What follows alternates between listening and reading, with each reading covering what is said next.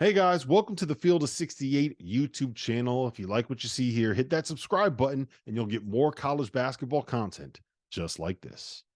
All right, Oh let's yeah. talk about the Kansas angle here, guys, because I'm kind of torn on this, Tyler. I'm torn on. We know that Kansas is a team that doesn't really have any depth, and we know that they don't have Kevin McCullar, right? But it's very hard for me to sit here and watch them without Kevin McCullar, who's got the knee thing going on, and be worried about and look at them and say, like, this is a Big 12 title contender. This is a Final Four contender. So I'm kind of stuck in between two minds, saying, like, I know that they're hurt, but I just can't get out of my mind that, like, they don't look like a Kansas team that is a great Kansas team. Does that make sense? Well, they don't. And RC talked about it. Without McCullar, they're a different team. He adds a whole nother dynamic. He does a lot. He makes a lot of winning basketball plays. But also, RC talked about it early on in the year. He talked about the lack of depth. I think that's an issue as well. You can't rely that heavily on four guys, especially if one of them is banged up. Come March and April. But this team has had some losses where I do scratch my head, and teams that lack depth or have injuries, especially to their main guys, they are not the same team without McCullar. Plain and simple, it's easy for me. Yeah. RC?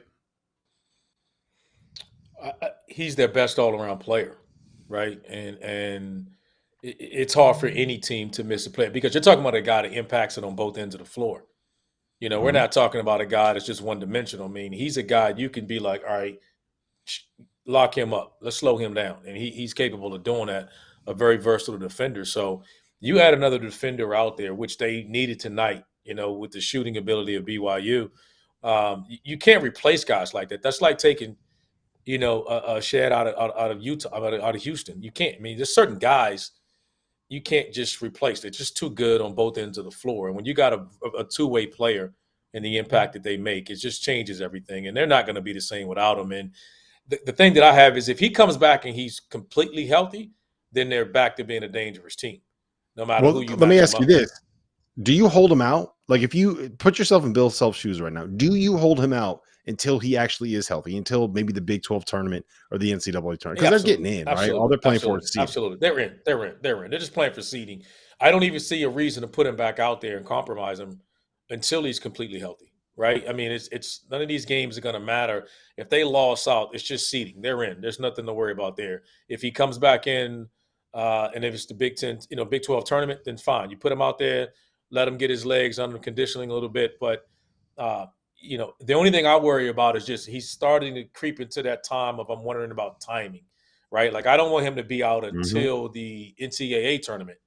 I would love for him to get a game or two in, maybe one game with a minute restriction, and then coming into that second game, and then I think he completely changes the expectations of Kansas. But right now, until he gets out there, we don't know when he's going to be out, when he's not.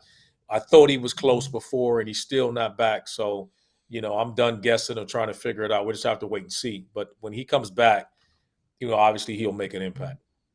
Yeah, he's been in and out of the lineup. And to put this loss into context, the last time that Kansas lost at home to an unranked opponent was back in 2018 when they lost to Oklahoma at home. And you can see it right there. These are the home losses to unranked teams uh, in Fog Allen Fieldhouse. I do find it kind of ironic that 3 of the 5 losses at home to unranked teams are to programs that Bill Self is a former coach of. Never invite Tulsa into that building ever.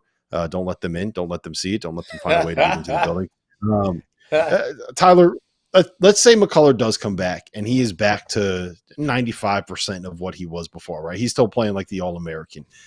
Is this like, can they win? Can they get to a Final Four? Like, is this the team that is dangerous enough when you get into that one game setting? Is Bill Self and Hunter Dickinson and the talent enough for them to be able to put together 2, 3, 4, 5 wins in March?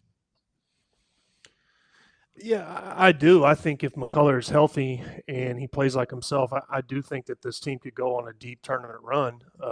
But that's a big if. I don't know the severity of his injury, but if he is healthy, this is a different team. And also, they showed that early on in the year when they're playing so well. So yeah, I would believe in Kansas with McCullough for sure.